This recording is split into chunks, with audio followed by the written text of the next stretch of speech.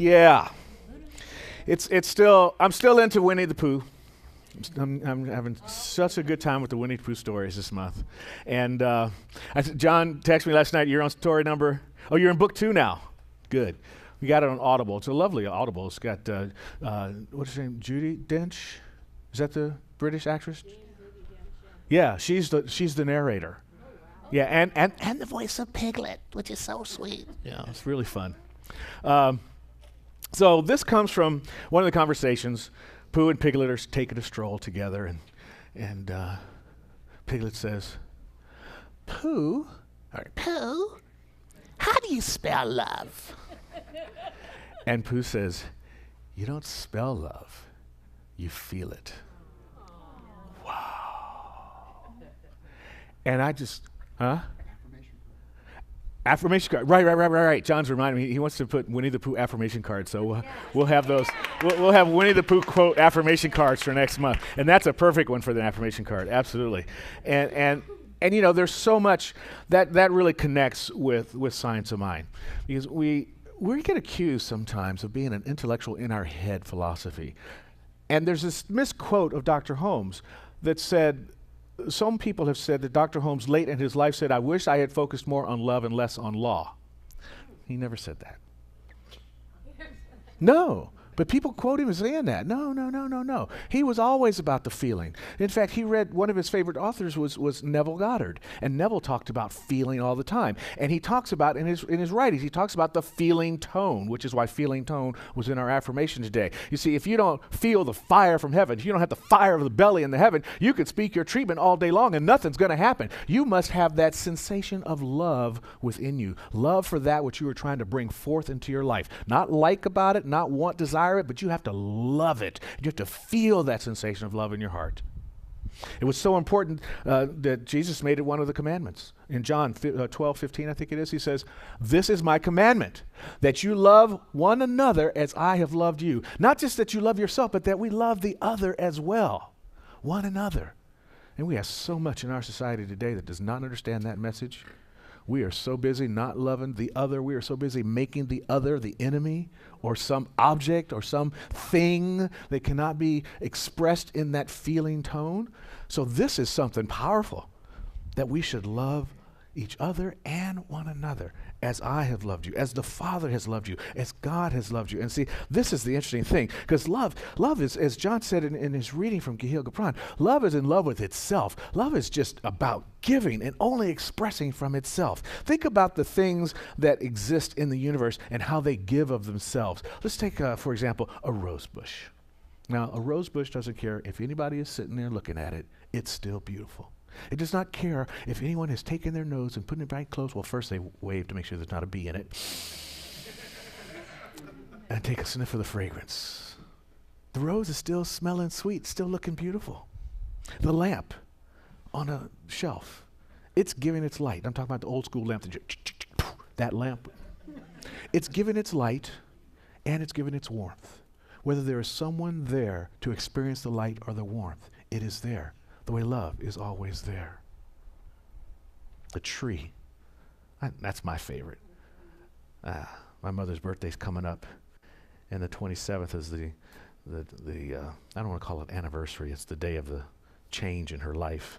So she's been on my mind a lot. When I was thinking about this service and I was thinking about the things that give love, she came to mind.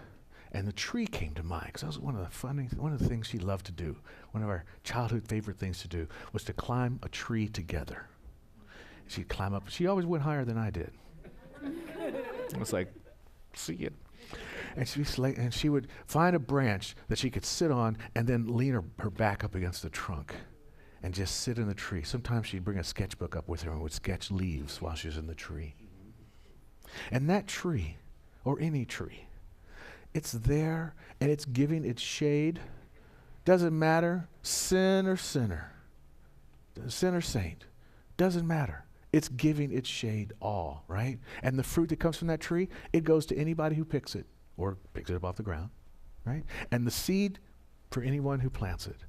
That's the way love is. It gives just like that, you see. And so, in experiencing that love, we must We must get an understanding that that exists within everything.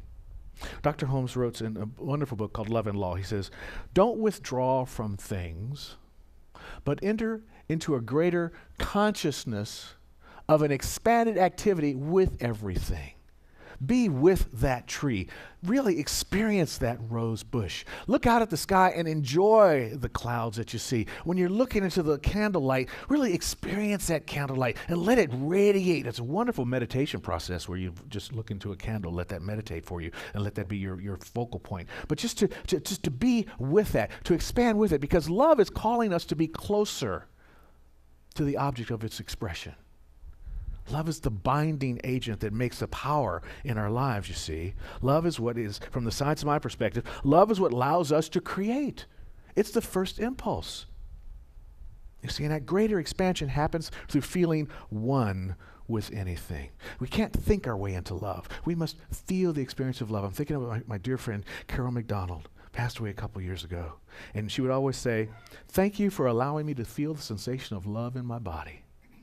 She would not say, I love you. She would thank you for allowing her to feel it. Because when you feel love, it's happening for you, not for the other. It's a good thing for your own health and benefit, you see. It's just like your breath. And when you feel that sensation of tone and that sensation of love, you know exactly what it is to do.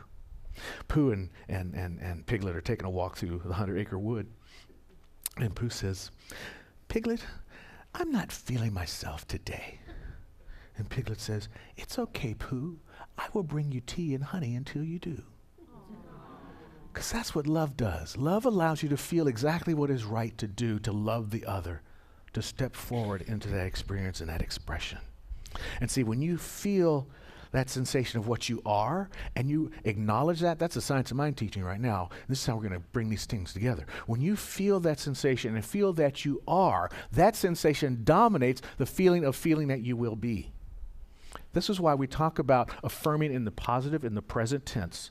It's not, you don't affirm, I am going to be abundant. No, because that feeling tone is basically saying, maybe I'm not abundant. You affirm, I am abundant. Have it happen right now, this moment. Your dominating feeling is feeling what you are, not feeling what you'd like to be. In his wonderful book, Feeling is a Secret, Neville Goddard, he just goes by Neville. He was like he's like a Prince guy. He says, yes, Neville, formerly known as a theologian. Neville says, be careful of your moods and feelings. For there is an unbroken connection between your feelings and your visible world. Powerful stuff. One more. Be careful of your moods and your feelings, for there is an invisible connection between these two, an unbroken connection between your feelings and your visible world. What you think you are, you will be. What you feel you are, you definitely will be. If you feel you're not a success, if you feel you're not worthy, if you feel you're not on the right course, you will not be on the right course, you will not be a success, you will not be worthy. But the truth is you are. You are. But your experience will outpicture the other. You see? This is how important this love thing, this feeling tone is. And what wonderful thing we have is we have imagination, which can fuel the feeling tone. We have imagination that can make things happen. We have imagination that turns our lives into exactly what they are.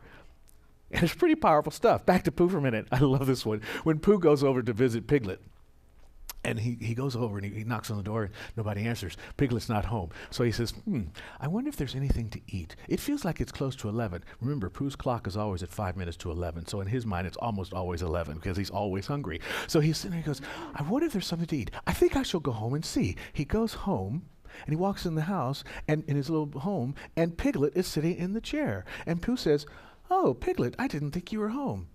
I'm not home, but you're here. Yes, because this is your home. Well, then let's see if there's something to eat. The power of imagination is incredible. He imagined it was Piglet's house. Piglet straightened him out. And then they decided they would feed themselves because that feeling tone allowed them to be in exactly the right place. You see, there's power. There's power in our words. This is why we try to be so careful in the science of mind about the words that we use. There's power in the words because the words are the vibrational constellation, the concretization of an idea that's so expansive, we must short phrase it in a word, and that idea becomes our beliefs. Piglet is really afraid of heffalumps. And they decide, Pooh and Piglet decide they're going to try and catch a heffalump. I don't know what a heffalump is. I don't think they know what a heffalump is, but they know they're afraid of it. So they dig a heffalump trap, right? How are we going to catch a heffalump? We'll dig a trap. Well, how will he not know it's a trap? Well, we'll dig it 5 minutes before he walks that direction. What if he sees it? What if he sees us digging it? We'll tell him to look the other way. So they dig this trap. And of course, they don't catch a heffalump. And now they've just got the trap. And they forget they've got the trap. Yeah. And a couple stories later,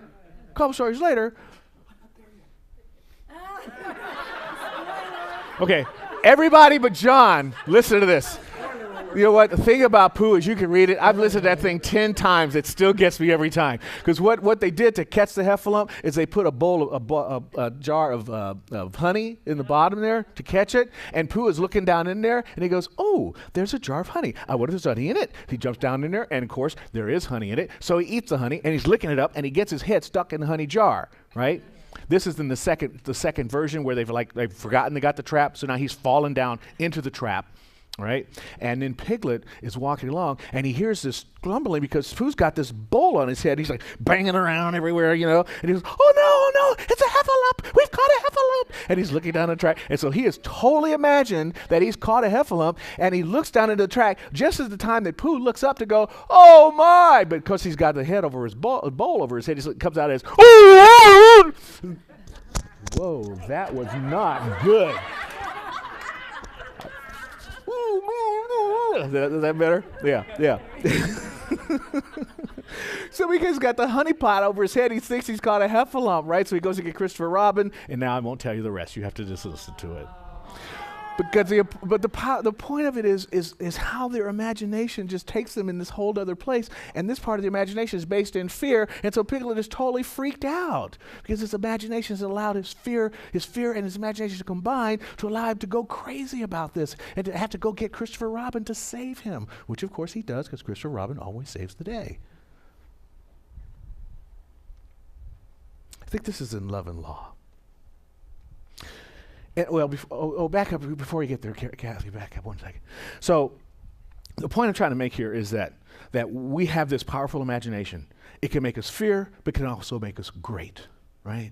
And I found a quote from Dr. Holmes that I thought was so wonderful that maybe we could all use that because all of us could use a little more prosperity in our lives, right? So check out what his thought is. And this is how the science of mind works. He says, it would not hurt if you wanted to demonstrate supply, for you to visualize money flowing into you until you could not get out of the way of it.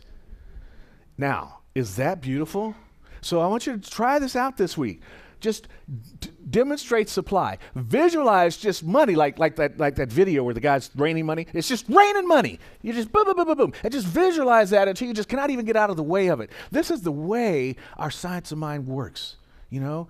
Thoughts are things, ideas and beliefs and words all combined together with feeling tone to instruct the law to bring this experience into our lives. Now, it may not rain money down on you, but the opportunities for money will come toward you. The opportunities for abundance will flow in your way. And because you've accepted this as your consciousness, you will be able to see those opportunities, just as Piglet accepted in his consciousness that a heffalump was down in that hole. So what did he see? Not Pooh Bear with a honey pot on his head. He saw a heffalump.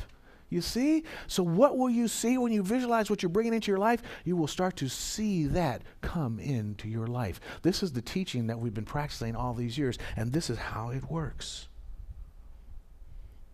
See, it's all because of feeling. Feeling deepens our beliefs.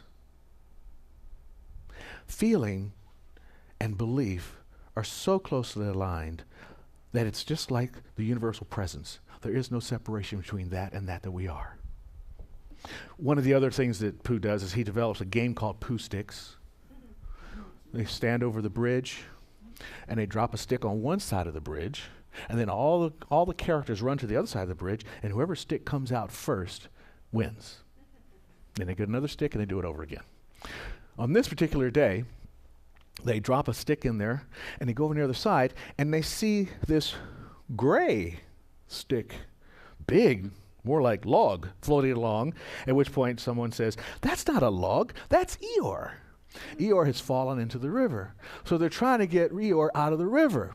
And at this point, they're figuring out Pooh, the bear with very little brain, always has the answers, right? Which is really sweet. Not the owl, not the rabbit who have the brain and can read. It's always Pooh, very little brain, has the answer. Let's drop a rock into the river close to Eeyore, and that will push him toward the shore.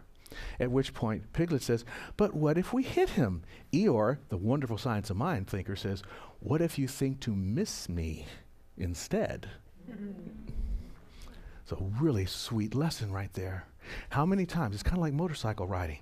When you're riding your motorcycle and there's a rock in the highway, you do not look at the rock, you look at the space next to the rock, and that's where you will go.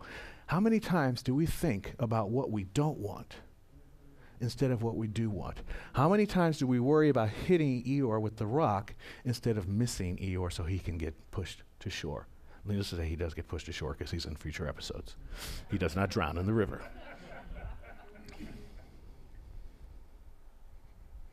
Neville says, through our power to imagine and feel, and our freedom to choose the idea we will entertain, we have control over creation.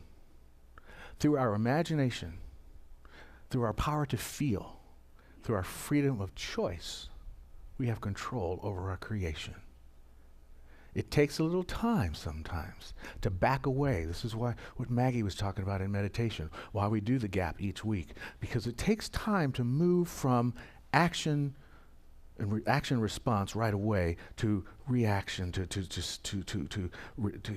look at things a little bit, to get some space between that moment of response, right?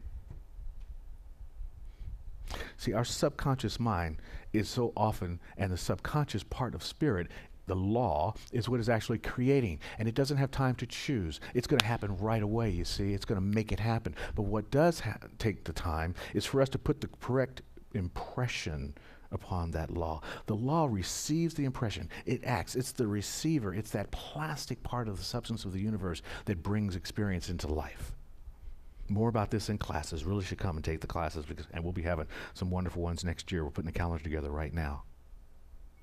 But in this idea of imagination and feeling and our freedom to choose, I ask you to think about how you're using that freedom and how you're making the choices in your life that bring about the experiences that you have. Do you wake up in the morning and have the Pooh experience of, what shall I have for breakfast today? Honey, what do you feel is going to happen today? Something good, something exciting. Are you having that experience? Or are you waking up each morning with a thought of dread? I've got to go to work again. I don't have much money to pay my bills.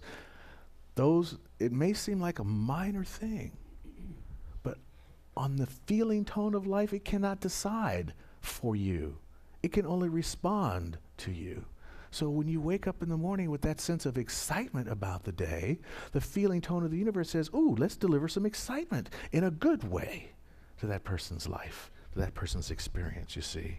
That's the impression we want to make, and we have the control over that. If we change our feeling, we will change our destiny each and every day, a little bit at a time. But we must remember that we are free to control. We have the power of free choice, and our feelings convey our ideas into that universal substance, into what we call the law that becomes our lives. And love is that strongest feeling. When you say, I will be something, it confesses that you are not that. You accept that I am something. I am great. I am worthy. I am valuable. I am prosperous. I am healthy. I am whole. I am energetic. I'm excited. These are the ways we wake up our day. And that's how we can control this creation that we're so given an opportunity to participate in as co-creators in life. That's how spirit works for us. Neville says, by control of feeling, this is really important too. By control of feeling is not meant restraint or suppression of your feeling. So we don't want to stamp it down. We don't want to hold it back.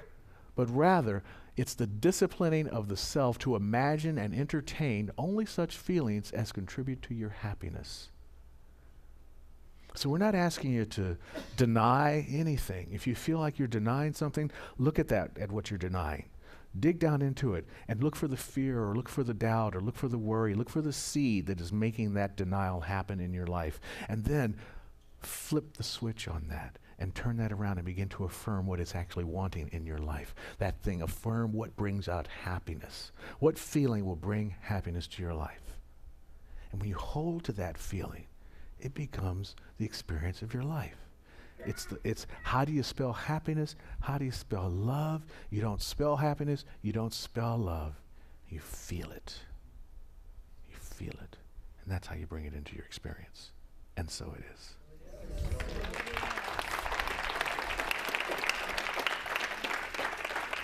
Mm-hmm. So let's do our affirmation together, shall we?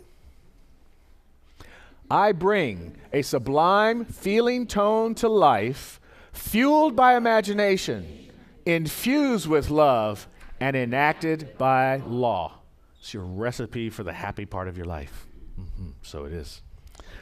And it is now time for prayer. John, thank you.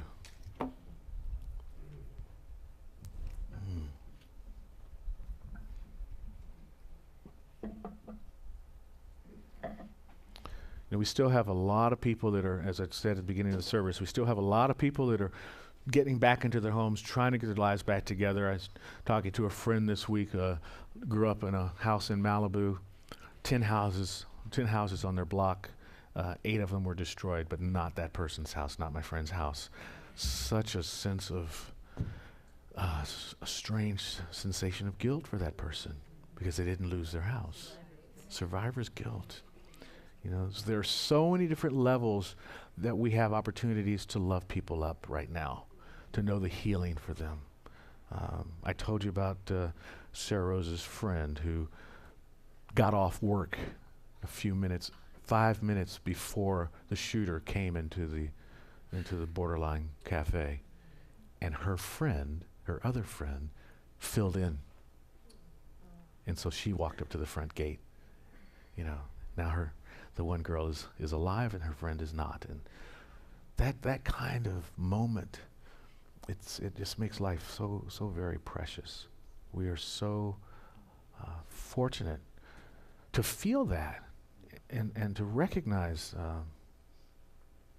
It brings me to no speech. It takes me to that feeling tone. I just want to feel for all those folks, and also feel the humanity of all of us coming together and the rebuilding. We have some friends that live in Oakland, up on the hillside, that burned when Oakland burned many years ago. Beautiful homes, lovely lives, hardly look back at it anymore. Started afresh and anew. We're talking about the Thanksgiving. It's put on by the Conejo Valley Interfaith Council, or Advisory Council.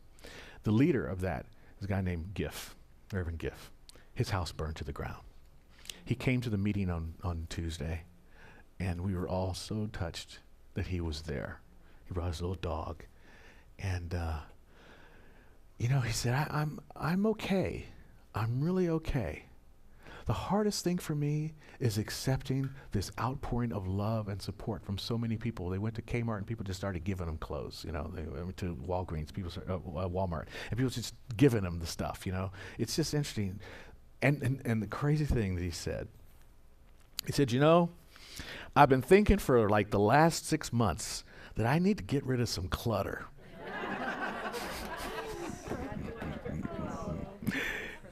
In the middle of it, right? In the middle of it. It's just amazing that he would even say that. And we all had a big refreshing chuckle, because humor and laughter is so healing. So healing, Yeah. Yeah, it's really beautiful. It was really beautiful, right. So, okay, all that to say that life goes on, life moves on, this too shall pass, and we get to make it pass through our power of prayer. So if there's something that has touched you in life lately, if there's something that you're working with in your own experience that you need to move into that space of more happiness, more joy, if you'd like to get the feeling tone and the universal law to be impressed with that idea so that opportunities begin to show up for you that you are aware of and can act on, then we want to bring that into fruition right now. We'll do it through a collective prayer. So I open the room up for any voice, any name, any person, any condition that you'd like to speak the word for at this moment.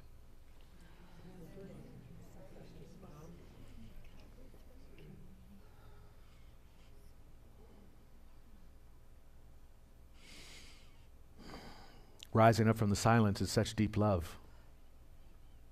The divine presence expressing as each and every one of us has expressed in this moment a unified understanding that there is a power and a presence that hears, that knows, and that through the law obeys, and through the love gives.